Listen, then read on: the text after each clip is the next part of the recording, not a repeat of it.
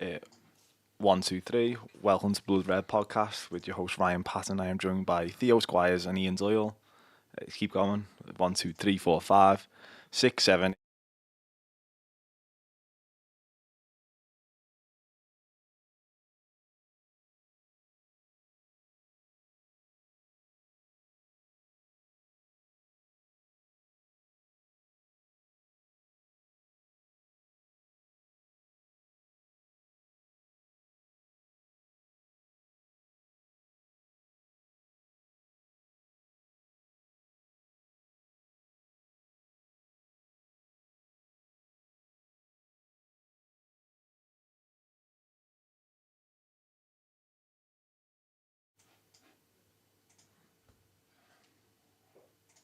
Good. Hello and welcome to your Blood Red Podcast with your host Ryan Paton. I am delighted to be joined by Theo, Squires and Ian Doyle. We're going to be digesting that Liverpool victory over Aston Villa at the weekend. But first, a word from our sponsors, NordVPN. To get the best discounts off your NordVPN plan, go to nordvpn.com/bloodred. Our link will also give you 4 extra months on a 2-year plan. There's no risk with Nord's 30-day money-back guarantee. The link is in the podcast episode description box. On board with Nord? You've done well there. Oh, that was good, I've been practicing that one in the mirror again. So it's just obviously going to start with the Aston Villa game. For the second week in a row, every result seemingly has fallen in Liverpool's favour. Just Theo, what was your assessment of what was another really impressive win? Well, you could tell that there was something different in the air because obviously City play first. They lose to Brighton. They take the lead and you're thinking, oh, this is City getting that poor form out the system. But then those 2 goals was like, we were watching it in the press room and everyone just glued to it. And normally you going up, watching bits of the warm-up, but it was everyone just wanting to see how that game ended. And then you go out pitch side, up to the press box, and obviously the supporters who have been watching it on the phones, they know what's happened. And it just seemed to be heighten the atmosphere. And that went to the players. The fact that they started probably the quickest they've started under Arne Slot so far. They knew what they had to do. They went and got a really good result against a good Villa team. And it's really opened things up, hasn't it? A 5-point lead, while it's not going to be the be-all and end-all here. We've seen City get it back time and time again in the past. It's a real statement from Liverpool. And when you got the rivals slipping up, we saw Arsenal drop points again yesterday. They're taking advantage, and it's really positive for them. Absolutely. The mustachios, Ian Doyle. What was that your assessment of it? What was your assessment of the win? Yeah, I mean, Villa are a good team, and I think people forget that. I know they're a bit further down the league than perhaps they should be, but they're still dealing with being in the Champions League, and the fact that they only lost their first game in it last week underlines what a good start they've had. Beat Bayern Munich, didn't they? So they're doing well, but yeah, I think Liverpool, they had a very strange game plan, I thought, Aston Villa. I think they're a team that can cause Liverpool problems and have done in the past, but under Emery, they've nearly lost almost every game, haven't they? I mean, not nearly every game. They haven't won one, I know that for a fact. I think Emery's the 3-3 draw was weird, wasn't it, last year? It was a 1-1 with, I think, he was the manager then, wasn't he, when Firmino had to score in the last minute? Yeah. Yeah, and of course they lost 3-0, Villa lost 3-0 at Anfield last season. But Emery's, I think he's only ever won one game against Liverpool, which of course was the Europa League final in 2016. Yeah, so not a bad one to win for them there. But going back to Liverpool's performance, at times I thought it was a performance of a team that's just played 7 games in 21 days. I thought some players looked a little bit tired, certainly in the minds. But what they did do is they kind of, when that happens, you fall back on your traits, your characteristics, easy for you to say, and stuff that is ingrained in you. And I think with this Liverpool team, we know what that is. It's defensive solidity, control, and a bit of patience. And Slot said after the game, he said that he thought they were a little bit impatient in the first half, but second half they did well. They also scored the goals at a good time. Yeah, I think obviously if you're scoring off Aston Villa's corner, it literally is just a switch from, this is going to be difficult for us to defend to, we've scored. And then Villa were I wouldn't say they were knocking at the door at the end, but they were starting to push players forward without, in the second half, I don't think Kelleher really had a save to make in the second half. His big saves came in the first half, didn't he, from 2 corners? But then Salah runs down the other end and scores, and that's the end of the game. So they did enough. They deserved to win. It wasn't like the world's greatest performance, but it's never going to be in games like this. And I think people, when you want to challenge for titles and win titles, it is just in these bigger games against who supposedly your near opposition, although I don't really think Villa, even they thought they'd be getting into the top 4 this season. You have to win, but we saw last season, I think Arsenal lost home and away to Villa, didn't they? Yeah. Yeah, and City lost to them as well away from home. So they can be tricky customers, but Liverpool got the job done. And as Theo said, with the results, certainly City's result going a bit of a surprise, although when you actually look at Man City's defence and how good Brighton are, not a surprise in some ways. But it does underline that Liverpool's 2 wins against Brighton were quite good.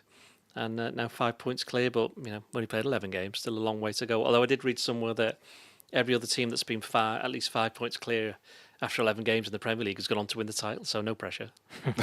Oh my God. I think that what it was largely written before the last international break, it was like, it'll be at this international break when, we'll truly know what this Liverpool team is about and what this Liverpool team is capable of. We are now at this international break, so Theo, what is this Liverpool team capable of? I'm delaying it again. Let's get to December. Let's get City, Real Madrid, Newcastle, Everton out the way.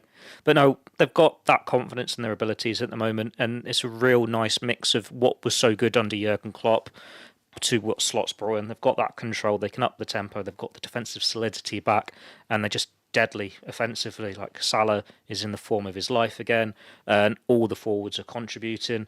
Just it's a really nice combination, and they've had injuries this season. They haven't been at their best if you're watching 90 minutes after 90 minutes, but they find a way to get the results, and they don't really get too downbeat if they suffer a knock. We've seen them fall behind a few times, they come back and they've still got the results. Whereas you look at Arsenal, you look at Man City, they're bleating about anything that goes against them. And Liverpool is riding a wave, but now we are in November. It's not new manager bounce. This is just how it's set up at the moment. They'll probably get a few more injuries. There will be a result that will go against them, and they will suffer that knockback. We know the fixture list is about to be even more intense with the festive period, but so far you can't fault it. And it's like they are leading it, the Champions League, they're leading the Premier League, and they deserve to be. So it should have been, or at the start of the season, we thought it was going to be a free pass for Arne Slot. You've come in, you've succeeded Jurgen Klopp. People probably expect a top 4 finish, go for a trophy, and you're all right with that. You don't need to be going for the Premier League title on the last day. It's a nice bonus. Well, now they're in this situation where they are leading the pack. They've got the bonus in their hands, and it's an opportunity that, if they keep up, they're in well placed to take advantage of.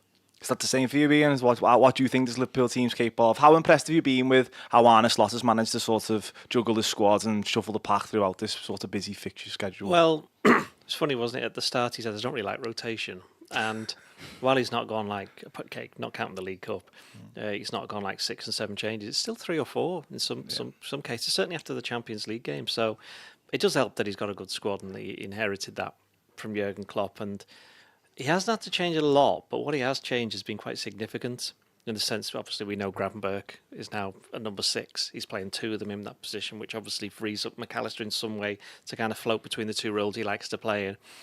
Cody Gakpo is quite clearly a left winger, and it just seems that anything that he touches now, it seems to go right for him, such as Diaz going up front against Leverkusen scoring a hat-trick. I mean, nobody would have expected that. And I think that there will come a point, as Theo says, that it's going to go a bit wrong because, I think people have this kind of...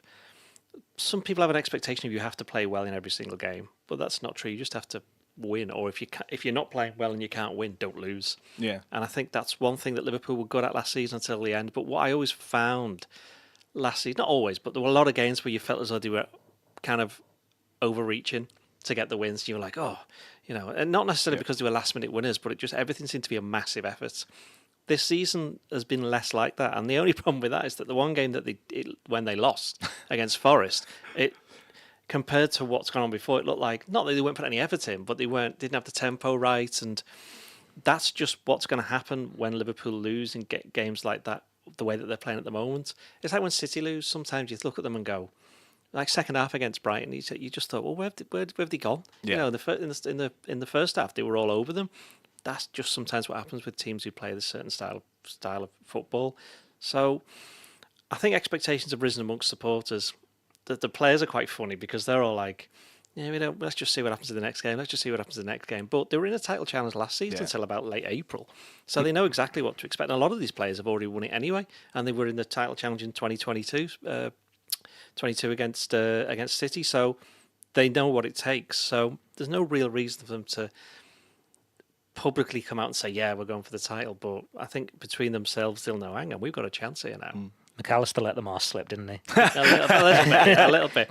Also, what I would say about the fixtures is that I'm going to write something this week, but I wrote something at the start of the season saying you're going to have to be about 6, 7, 8 points ahead of City come February because the last 10 games are dead easy. Yeah. And I think I can't remember off the top of my head, but they're easy. But I think they might have 6 at home, 4 away. I'm pretty sure Arsenal's the same, whereas Liverpool's the other way around, and they got some tough away games in there. But what has been interesting with you mentioned at the start of this about this was meant to be the 7 games where we find out where Liverpool are. The first set of games was like, okay, not 1 or 2 tough ones in there like United away. The second lot that we've just had, they got tougher. But then the next 5 that they got Southampton away, and after that it's Real Madrid at home in the Champions League, then Man City at home, then Newcastle away, then Everton away. And I think after then, if they've picked up, but for start, if they've won every single game, you're like, wow, they're not going to win. They're not going to win. Even let's say even the most. It would be quite a surprise if they won all of those games. But if they can get through them without losing and picking up the majority of the points, then you think and go, right, well, now the team have proven to everybody that they can do it, and they've also proven to City and Arsenal. Because City and Arsenal, you look at their games they've got, they could easily rattle off 8 or 9 wins. Easily. So these people saying like they're out of the title race, were they 9 points behind? Yeah. 9 points, yeah. Yeah. No chance, absolutely no chance. Remember about January, February last year, where they were like winning every single away game 5 or 6-0. Yeah. They're still capable of doing that. Yeah, I think people are very quick to just write Arsenal off, and considering it is only November. Yeah. And Arsenal famously, I know it's not the same team, but they came from like a million points behind against Man United one season to win it. And that's a United team that was used to winning the league. So, it shows what can happen. I feel like the discourse is still it's shaped by City going on 97 point, 99 point winning seasons, whereas, I don't think any team this season is going to be capable of doing that. I think Liverpool are projected to be on 97 if they keep this up. And they're not going to keep up realistically, but they are looking the most complete side at the moment in terms of they're keeping clean sheets, they're solid defensively, and they're really strong offensively. Whereas you look at City, they leak goals galore at the moment. They're reminding me of Liverpool last year, where it's a struggle for them to get the result and then they run out of steam. Whereas Arsenal, they're so good defensively, but they don't have the goals in them. Like, they've been needing a 20, 30 goal season striker for a number of years now. And while Kai Havertz stepped up last year, they've got Saka. It's still lacking that man who's going to do it. Like, Liverpool had Bobby Firmino who wasn't going to do it, but then they had Mane and Salah either side of him. Martinelli and Saka aren't getting the goals that Salah and Mane were doing. So it's hard for them to get that balance right. You'd imagine they are going to click into form again at some point, because it's only been 4 games for both of them. We're very focused on that. It's still a small number, and it gets really tough around the festive period, and that's when it's even more rotation. Players are coming back from injury. I think Arsenal have got 3 players out at the moment now. When you get back from the international break, City will have a few more back, so it's going to all change the tide again. Yeah, you spoke about the atmosphere before and after game. Did you sense a shift in mentality in the Aston Villa game that this Liverpool team are from players and fans are sensing that something else is going to happen this season? It's capable of something bigger. Potentially, if you think a month ago, plenty was being said about the Anfield atmosphere, that it wasn't there, that they weren't fully buying into games. Like last week, it has just been incredible. Anfield got them over the line against Brighton. That inspired the comeback. Then was it City slipped up first, and this is an opportunity here. We saw how it turned the tide on Bayer Leverkusen, big European night, and they've done it again against Villa from the very first whistle. The fans know this is a big opportunity. They can see City slipping up, and unlike Arsenal, Liverpool supporters now are the veterans of the title races. They know what it tastes like. They know what it smells like. They know what it takes and what it feels like when you're in that position and what you need to do. So it's not a case of saying we're going to win the league.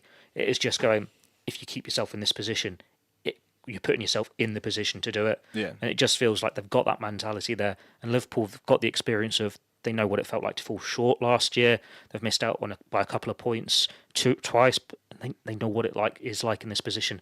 So when you've got City slipping up and you can build that lead, you don't want to let it go. Yeah, and I think players like Salah and Van Dijk are going to be key to keeping that mentality up and handling the pressure. I just want to talk about Salah because obviously yet again he scores a goal, and I just don't think there's another big game player like him. He's got 10 goals and 10 assists. What have you made of just where he's at this season and his performance on Saturday? I think the thing about Salah is that he knows quite well that he's not quite the player in terms of the pace that he had about 2 or 3 years ago.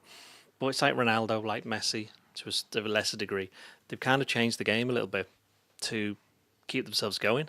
And I think Salah's done that. I mean, the one big change that's happened over the past 2 years, the amount of assists that he does. Yeah. I mean, he always had more than people said. That everyone. Yeah, he's never selfish. No, well, he was selfish. He's a forward. All forwards are selfish. They're supposed to be selfish. But I think he takes just as much joy now out of setting up goals as he does scoring. Because he gets paid for it now. He gets the bonus in that contract. But he's. I mean, only Gravenberch and Van Dijk have had more minutes than Salah this season. I think they've only had one more minute or something strange like that, where it's very, very close at the top in terms of that. But what was it? 10 goals, 10 assists, first player in Europe. It's leading leagues anyway to do that this season. The quickest any Liverpool players got to that figure in the past 40 years. So. Wasn't the previous quickest Suarez 13-14? 23 was it or something? I think it was 13-14, wasn't it? Yeah, but it was 23-24 games it took him. And it's taken Salah 17. So, if you're rivaling Suarez of that season, that shows how ridiculous it is. But the thing is that with Salah, it's like, oh, it's Salah. Yeah. And it's like no one takes him for granted. But I think sometimes people forget that because he's doing all of this all the time, you're like, oh, it's like, what I would liken it to a certain degree, Sergio Aguero at City. It's like, people just went, oh, Aguero at City. Then you actually looked at it's like almost every single season he got 30 goals. It's like, why isn't more people not making more of this? He's absolutely brilliant. And I do think to a certain degree, that's what it feels like for Salah outside of Merseyside. And I'm sure supporters of other clubs would say that, he gets more than his fair share of props from TV stations and broadcasters and whatnot. But there is that kind of sense that it's just become normal for him to be extremely good. So when he just becomes very good, people go, oh, what's happened to him? Yeah. But, I suppose that's the kind of expectation that the very best players have to cope with. Ronaldo, Messi, all of them, they've had to deal with that. Going back to Thierry Henry, going back to Alan Shearer. I'm not sure whether either of you are old enough to remember seeing him play. I do. Okay, I'm just checking. Yeah. Okay, I'm just checking. I was young, but I just remember assume him. everybody's old. Yeah. I'd have been, 14, 15? It's only when they stop and you go, ooh, and I think that's what's going to happen with Salah, and which is why it would be beneficial if they gave him a new contract or they could thrash it out, because I do think he's certainly got another 1-2 years, and if he's got that in him, and he's clearly at the present one of the best players in the world, why on earth would you not want to take advantage of that for as long as possible? Absolutely. In 2 years' time, he's still going to represent a big amount of money to any teams in Saudi Arabia and in other parts of the world. I think what's so impressive about Salah, I think now he plays his games almost on the periphery, but then selects his moments of when he's going to spring into action. But then when he does spring into action, it's just absolutely devastating. I don't think, was there anyone in the ground who thought he was going to miss that chance at the end? No, he's just got such composure. It was strange when you think last week, the one he missed when he was 1-on-1 against Brighton. Yeah. That was a shock. And then he followed it up by scoring a worldie. Yeah. And then he picks his moments. He isn't dominating games for 90 minutes. He's not got that electric pace, but we've said on this podcast before, he grinds defenders out, and his eye for a pass or a cross at the moment is so good. And he showed with that goal, he can pounce on the bounce of the ball. He knows where it's going to go, and he sees where Martinez is moving. He knows where the gap is at the near post. He's just an elite player, isn't he? He's been so consistent now for 7-8 seasons, and he is going to do it for another 3-4 years. He looks after himself so well. My only concern if he gets a contract is AFCON's coming up, and we usually know he toils off a little bit after an AFCON, but then you start to doubt him and he bounces back yet again. So it's just as long as he keeps managing himself and as long as he keeps scoring, keeps assisting, you give him that contract, because there is no one better than him in his position in world football at the moment. Liverpool are better with him in the side. The manager, or head coach, says that. The players say that. The supporters think that. We saw the banner at the weekend. Yeah. It would be a massive shame if he was playing for someone else next season. Yeah, and I feel like the longer... Just to interrupt, I know we said we weren't going to mention this, but you might have people watching or listening maybe aware of a video that's knocking around on social media about a Premier League referee talking about a former Liverpool manager and the club. Anyway, we've got a comment from the PGMOL who say that they are aware of the video circulating on social media and they are currently investigating. So that is what the situation is there. If you want to know more about it, just go onto social media. Go on social media, and I'm sure there'll be some content on the Liverpool Echo website about 20 minutes after this podcast comes to an end.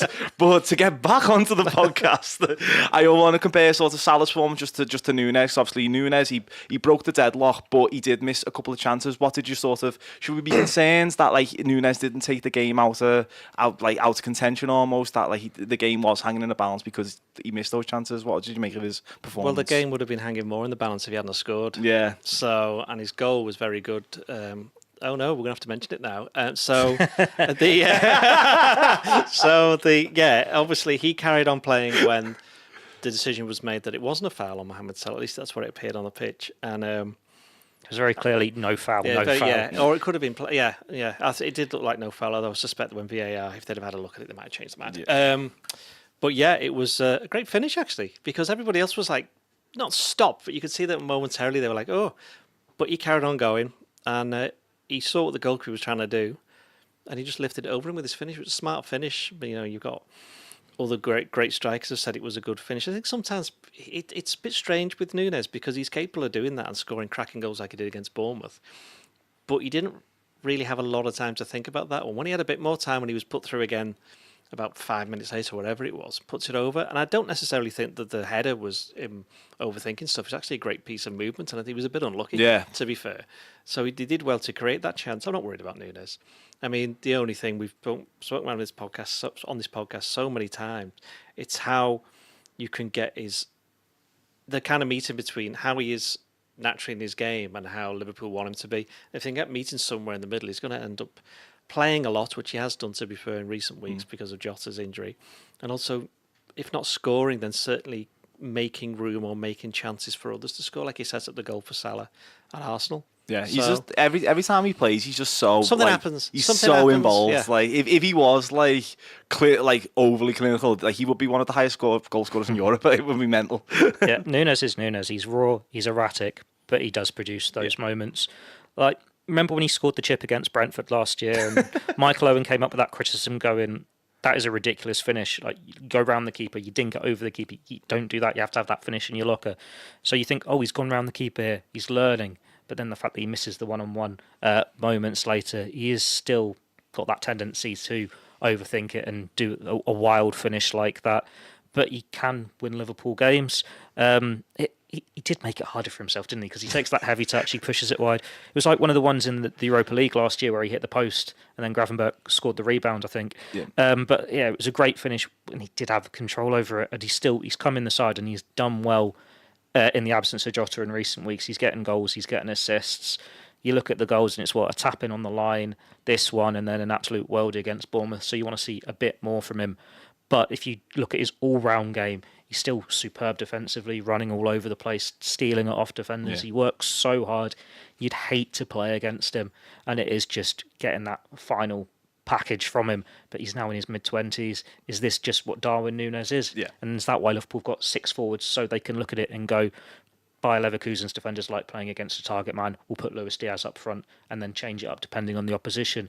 It's good management from Arne Slot, and the fact that all the forward players are contributing, and it's a time when they've got 2 injured, so they are having to manage the minutes carefully. It's a real testament to what he's doing with them at the moment. But would you hate to play against him? Because I wouldn't, because that would suggest I'm a Premier League defender. You know what I mean? Yeah. And your life would be incredible then. We'll be sat here, that's for sure. I've not really got the build of a Premier League centre-back, but when you think of my 5'6", 5'7" frame against Darwin Nunez, I'm not coping with that. Martinez at United, he's quite small. It's true.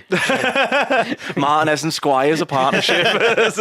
Wouldn't win much in the air. I want to talk about another sort of a performer that really impressed me on Saturday, and it was Kelleher. I just think, again, he stepped in and he just does not put a foot wrong, really. Sort of, where do you think he sort of ranks, not just in number 2s, just in terms of goalkeepers in the Premier League? Because I can't think of many to me man that are better than him. We were talking about this before, actually, saying you wonder what's going to happen next season, because next summer you'll have Kelleher, Ireland international, Alisson, Brazil international, Mamadashvili's joining, who's a Georgia international, and you've got Jaros, who's obviously played a game in a bit, and he's a Czechia international. So you're not going to have 4 international goalkeepers on your books. And I wonder whether or not Kelleher will go anyway, because the reality is he's only in the team because Alisson got injured. Yeah. But it is funny that, less so City, but more Arsenal making such a big deal. Oh, I mentioned this actually on social media last week, and lots of Arsenal fans were saying, "Could you find me an instance where Arsenal have moaned about the injuries?" It's like, there's so many of them, I just can't be bothered. But even if they haven't, other people have been saying about Arsenal's injuries. But Liverpool have been without the first choice goalkeeper a lot of people think is the best goalkeeper in the world for a month now. And the reason no one's mentioned it is because Kelleher's playing that well. Yeah. And it's not like he's had nothing to do. He had 2 saves against Villa. To be fair, against Arsenal, didn't have much to do. There was a game. They shot against straight at him a couple of times. Leipzig towards the end, he had quite a few saves to make. So he has, when he's stepped up, he's delivered. And the thing with him and Jaros and Alisson, actually, is that they're all very, very good with the ball at the feet. Yeah. And I think you'd see that with Liverpool's defenders, they're just knocking it back to him. And the other thing, talking about the crowd, is when Kelleher's in goal now and walks out, no one bats an eyelid. No one's going, oh no. I know when the ball goes near. And even if he makes a mistake, like when he misjudged the cross that Digne put into the side, no one was like, oh no, and it didn't kind of, set nerves jangling. They just went, well, he just made 2 really good saves. So, these things happen to any goalkeeper, no matter who it is. So, yeah, for now, I think he said after the Leverkusen game he's not thinking about his future because he just has to think about the fact that he's playing. And given that we've been given no date for Alisson's return, he could be in goal for those big games coming up, and no one would be fussed because he was in goal against Man City last season, wasn't he? The 1-1 draw. Yeah. Do you think there's any chance like Liverpool could maybe reevaluate the priorities? I think obviously the Georgian people... By the way, I didn't answer your question. I know you didn't answer my question. That's why I'm trying to reframe it and I'm going to deliver it again to Theo. But it's because obviously I think Alisson is sort of still seen as Liverpool's number one, rightly, obviously because he's so amazing. But do you think Liverpool are going to be so concerned maybe that the muscle injuries that Alisson's picking up are not going to go away, and that could maybe sort of reframe whether they want Kelleher to be the competition for the new keeper coming in? Potentially, but then Kelleher's not going to want to be a number 2, so you're going to have to say to him, the number 1 shirt is up for grabs, you're both going for it, and then you've still got a young number 3 in Jaros, who's not going to want to sit around, not even getting on the bench. Like, you're in a position now where any 2 of those 4 goalkeepers could be Liverpool's 2 next season, and it's a big dilemma, and obviously the goalkeeping coaches, they'll have a big say in it with Arne Slot. The Alisson injuries are a concern, like we were working out earlier. Is it 3 hamstring injuries we worked out this calendar year? Yeah. And you don't expect that's going to dry up anytime soon in the future because he's not a goalkeeper where it's come out of nowhere. He's had injuries in the past. It's 4 in 12 months, yeah. And he's wrong side of 30. Contract, I think he's got another 2-3 years left on it, but he is one of the higher earners. John Achterberg did a podcast a couple of months ago and he was saying they got rid of Pepe Reina because he was one of the higher earners so they could look to the future. And while there was a drop-off when Simon Mignolet came in, Reina hadn't been at his best and he'd been picking up injuries. Whereas Liverpool don't need to worry about that drop-off because you've seen what Kelleher can do. Mamardashvili is doing so well with Valencia at the moment. I don't think they're doing particularly well as a team, but I seem to see him do great saves week after week. Highlight saves each week, isn't there? And we saw how well he did at the Euros. And Jaros, from those snippets we've seen, he looks like he's very confident as well. It could be any 2 and you wouldn't have any qualms about that. It's just what each of those players wants. Was it you, Doyle, that spoke to Alisson earlier in the season and you're saying he wants a new contract, he doesn't want to go to Saudi. We know Kelleher wants to go and be a first choice goalkeeper. During the Euros, Mamardashvili said he had no interest in moving to somewhere and being a number 2. Granted, that was talking about Bayern Munich with Manuel Neuer. Neuer's at the end of his career, so it seems to be a harder scenario at Liverpool, but he still made that transfer. And Jaros, when he's, 23, he surely wants to be playing. You're not going to be able to keep him on the bench for as long as they've been able to do with Kelleher, because that's just strange anyway, that no one has come in and put in a proper offer for him and taken off Liverpool's hands. It's a big dilemma, but it's one kind of glad to have. Because it's not as though you're thinking, who's going to be in the goal for Champions League final? Karius or Mignolet. These are 4 quality goalkeepers. Because I think the landscape of goalkeeping, I just don't think there's that many amazing goalkeepers in world football, to be honest. And I was looking at the game yesterday, Chelsea and Arsenal, and I think Kelleher's probably better than both their goalkeepers. So back to my original question, where does Kelleher rank then in the Premier League goalkeepers? Above Raya and Sanchez. He'd start for Chelsea, wouldn't he? He'd start for Manchester United. He'd start for Forest. I quite like Onana. I know that's not the done thing to be said, but whichever way around. I know what I was trying to say there, but I think he's all right. I think also he's got a lot of experience under his belt. I think Kelleher's. Let's open it up to our. Where would you put Kelleher, Ian? I'll relay because I won't be able to hear it. Sorry. Below Pickford. Below Pickford. Yeah. Notice how he thought that's what we meant. Pickford, to be fair, has played in a World Cup semi-final and 2 European Championships finals. So lost all 3. That's because he's English, I'm afraid. Yeah, that's the problem. You can't control that, unfortunately. Yes, say the best 3 in the Prem: Alisson, Edison, and Vicario. Martinez. No, I'm not having Martinez. No. Not having Martinez at all. Kelleher above Martinez. But again, he's won the World Cup. Yeah. So, just because I'm not having him doesn't mean he's not good. He's just not. Diplomatic as ever there, Ian. He's just not as good Martinez as he thinks he's a lot better than he is. But what I would go seriously about Alisson is that it's going to be an interesting test of sentiments, because obviously with Jurgen Klopp, there was this kind of loyalty to players. I mean, he'll have been there 7 years after the end of the season, but he'll have only been with Klopp for one, and he won't have played for quite a bit of it. Yeah. So it's whether or not the new manager. Well, I'm calling him manager now. I'm not prospecting. The new manager, the players call him a manager. The new manager comes and says, like, well, look, what's the point of me having this player if, for all the reasons that you've already said? You know, no one's doubting his talents, but what's the best thing any good footballer can have? And that's be available. You know, much use if you're on the sidelines. And Alisson knows that as well. Yeah. So it's going to be on him to see whether or not he can finally get this sorted. And maybe that's what's happening. We don't know because Liverpool have kept the cards very close to the chest. Maybe they've just gone, right, we're not rushing this.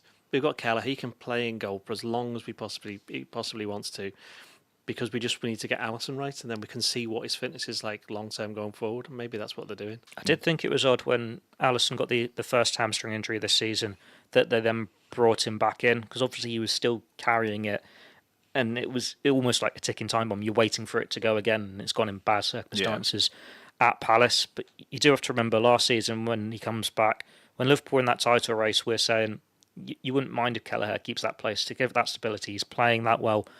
But Alisson is the best in the world for a reason. He takes it to another level completely. And while Kelleher's playing really well, if you look at Liverpool's results, he hasn't got the clean sheets that Alisson has. He's got one in the Premier League, I think, and he does make big saves. He makes those saves in one-on-ones, and it's not a surprise when he makes the big saves, but it's not like just a certainty, isn't it? Alisson. Alisson's next level. He's got that aura about him still, and it's just how many games are you getting him out for a season? If you're still getting him in 70% of those games, he's still your first choice. You still want to keep him, and that's nothing against Kelleher or anything. They all know their place in the pecking order. Slot said it after the game. Kelleher knows Alisson's the best in the world, and you can't compete with that.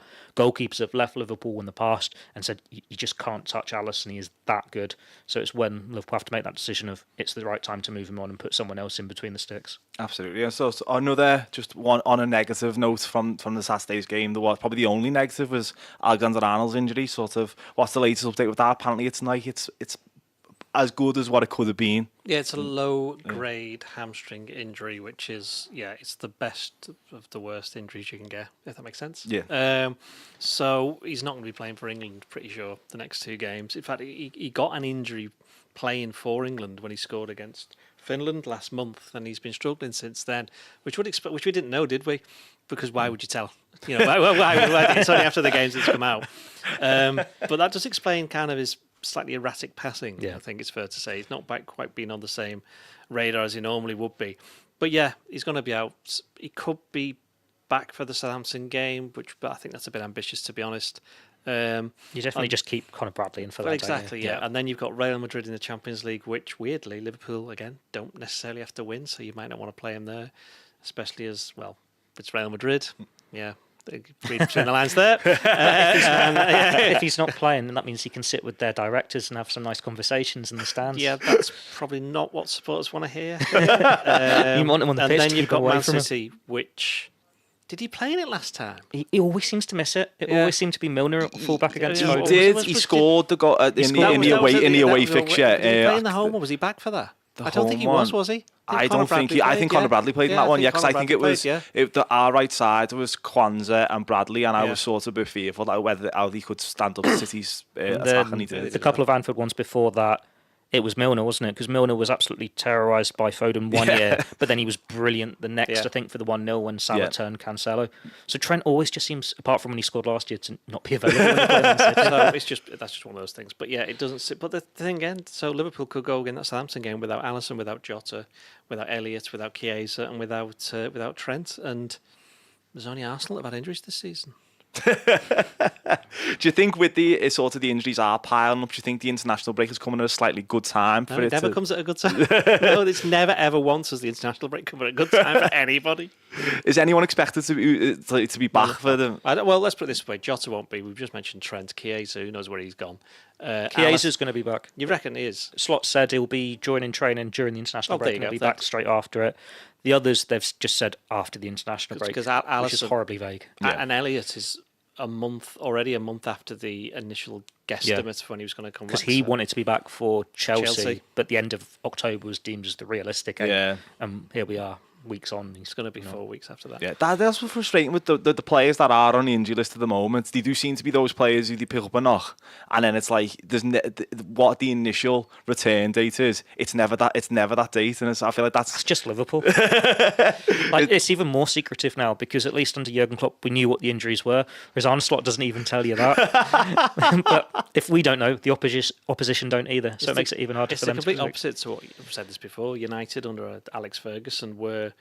I used to call it the divide by 2 minus 1 because he'd say like somebody's out for 4 weeks, then the following day it's like actually he's only out for 2, and then it turns out they only missed 1. And a number of times that happened. He always made it sound worse than it actually was. Pep does it, doesn't he? Yeah, because it was so and so like 4 or 5 players they're out until after the international break, and then I think all but Grealish were back for the last game or the game before. So yeah, it's just Liverpool. They get bad injuries and then don't cry about it. But I think the way Slot has managed to sort of shuffle his pack in the wake of the injuries has just been so impressive. And I think just how impressed have you been by the head coach? Well, yeah, you asked us this question before. Did I? Yes, No. So I thought one thing that really impressed me. I'm gonna ask. You're only gonna ask if I'm gonna ask the question and I'm gonna respond with my answer because I thought it was really impressive on Saturday. Was Aston Villa's sort of strength was meant to be their corners, and I felt like Liverpool and Slot managed to turn that into their weakness because that was the way that we managed to expose them. True, but Aston Villa's 2 best chances did come from a corner, so it's just one of those. What I like you don't get this from Nile Rodgers and Frank Skinner, do you? I know, yeah. I don't get this pushback from Niall. What I like from the set pieces was late on, this is Villa's chance to get one back, equalise before Salah's goals. Kelleher was just grabbing them all with ease, and he was so confident there. But Slot did make a point of saying that the counter-attacks, that was all the quality of the players. That wasn't something they prepared. Maybe it's muscle memory because we've seen them do that strike so many times under Jurgen Klopp. But when you've got players like Salah, Nunez, with that blistering pace, Diaz as well, it's just inevitable, isn't it? You leave that space, Liverpool counter, it's going to happen. The only surprise was Virgil van Dijk starting the first one, but we know how good his passing is. Yeah, that was Van Dijk. How did he end up there? That's what it was. Very odd. Bouncing ball and he sprints over. How's he over here? Yeah. But I think if you're Villa though, it was a bit soft for you to fall for it the second time round. You should have possibly kept somebody else back. Especially when it could have been 3 or 4 from those sorts. Anyway, but it is the international break now. So what are you hoping from the international break? Well, it's obviously more days off. no more videos to emerge on social media. Thank you very much. Because I think some quite positive things about it is that Salah is not going with Egypt, but there still is a lot of Liverpool players going to all different parts around the world. What you hope for is that no one gets injured, but the reality is somebody will. So you just have to, if somebody does get in, because Conor Bradley got injured last time. Trent as well. Trent, and he had to play, and now we know why Trent had to play through it because Conor Bradley was injured. Yeah. So, that's always the risk. But sometimes it's when they go and train with train with the national teams, the training with other people and the training with different training regimes. And once you've been used to one thing, I know a lot of people just say it's still running around kicking after a ball, that kind of thing. But it can be a little bit different, so there's always that worry. And of course, international football it's still competitive football, as much as you might not like the UEFA Nations League, but the South Americans in Liverpool's squad are playing World Cup qualifiers, and they don't exactly hold back in them ones, do they? So there'll be a lot of fingers crossed and legs and all the bits, but I think overall that's the only thing they got to hope for. Sometimes, certainly in the September break, Slot said he was quite made up that certain players got minutes because they hadn't played very often in the first 3 games, but I don't think that's an issue now. They're all getting minutes, aren't they? Like one who isn't is Joe Gomez, and he's not going away. You're hoping Bradley doesn't get injured at all because obviously we've got the question mark over Trent. The South American boys, that's probably a concern because we know the travel, the time difference, and McAllister's picked up a couple of knocks. They're not with Argentina, but that was when he was going away. He already had it. Yeah. And then you can't afford to lose another midfielder really because they're already down to 4 if Elliott's not quite back. So if like Szoboszlai picks up something, Jones can't play 2 positions. You've got McAllister, you can't play every game. Let's put something positive in there. Nunez can get a couple of goals. You want something like that, don't you? Yeah, that's true. But one other negative from the international break is it does give sort of Arsenal and City the chance to regroup as well. Do you think Slot already will be done though? Like Arsenal, how can they 3 regroup? players. How can they regroup if they're not all together? Yeah, that's a good point. Yeah, but mentally, sort of, they four defeats on a row gives them 2 weeks breathing space to regroup mentally. But Jurgen Klopp would always say he'd hate having the gap the break after a defeat because you want to be back on the pitch to put it right. Yeah, they've got more time to get players back from injury, but Arsenal already got most of them back. City, they've got the 2 long-term absentees, and then it's how bad are the actual centre-backs, because they were on the bench anyway, weren't they, at the weekend? Seems like they're going to need to turn it around, but they're going to do it anyway. It doesn't matter if it's an international break or not. They are going to pick up points at some point again. These are 2 teams who've had 80-odd points for the last 2 seasons. I'm pretty sure they're going to be able to cope with 1 or 2 defeats. Yeah. Well, I was nervous about the international break, but I feel like you both made me feel a bit more positive about it. Well, yeah. We'll see. That was not the energy that I wanted to. I was about to wrap up the podcast. Yeah, because we've just realised, it's another 2 weeks before they play again. And you've got to go to Southampton when they do play again. Yeah. Oh, is that the longest away? No. Southampton's actually quite straightforward. Just straight down in a straight line. Yeah, but like distance-wise, isn't it the longest one? I'd imagine a few of the Champions League ones are a bit further. Brighton's further. Ipswich? Yeah, Ipswich, miles yeah. away. Yeah. And Bournemouth's longer than you think. Yeah. Well, so you've got a not so far away to look forward to when we come back then. It's yeah, you do it then. I'd love to. But anyway, this has been your Blood Red podcast. Thanks to Theo. Thanks to Ian. Goodbye.